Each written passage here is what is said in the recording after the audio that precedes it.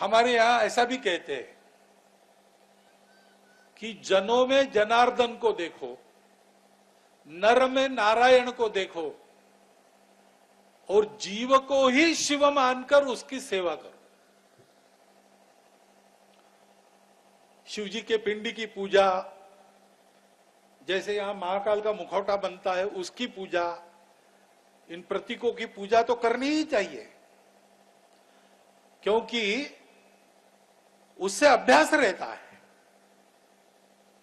प्रतीकों में शिव जी को देखने का अभ्यास बनता है और यह मानना चाहिए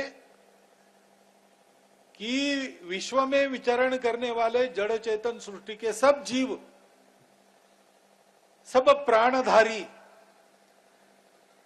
इनमें शिव जी ही है। अनेक शब्दों में घट घट में राम है, ऐसा कहते हैं। कहते तो है, करना चाहिए। पूजा करते हैं, स्तुति करते हैं, इससे देव प्रसन्न होते हैं। लेकिन पूजा क्या है, स्तुति क्या है? स्तुति एक प्रकार से स्मरण है। जिनकी हम पूजा कर रहे हैं उनकी पूजा क्यों कर रहे हैं?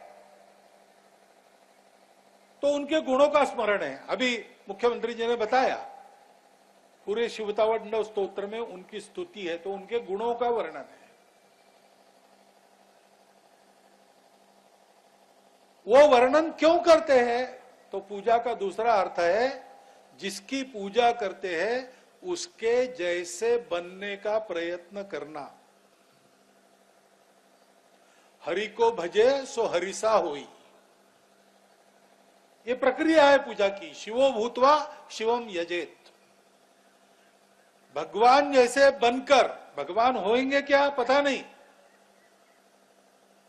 लेकिन भगवान जो निर्गुण निराकार है, उसके गुण भी नहीं, उसका आकार भी नहीं, उसकी सगुण साकार कल्पना हम करते हैं और उस सगुण साकार रूप को पूछते हैं, तो निर्गुण निराकार हमारे लिए सगुण साकार होकर आता है। क्यों आता है? क्योंकि हमको उसके गुणों की और आकार की कल्पना से हमको कैसे होना चाहिए इसकी शिक्षा मिलती है। उस शिक्षा पर हम आगे बढ़े, ये उसी की इच्छा है। शिव जी अपने लिए कुछ नहीं चाहते, और जब संकट आता है विश्व पर तो उसको झेलने के लिए आगे रहते हैं। जब समृद्धि है, जब कुछ मिलता है, जब अमृत बंटता है, वो उपस्थित नहीं रहते। लेकिन संकट आ गया तो उसको अपने गले में धारण करते हैं, विश्व को बचाते हैं।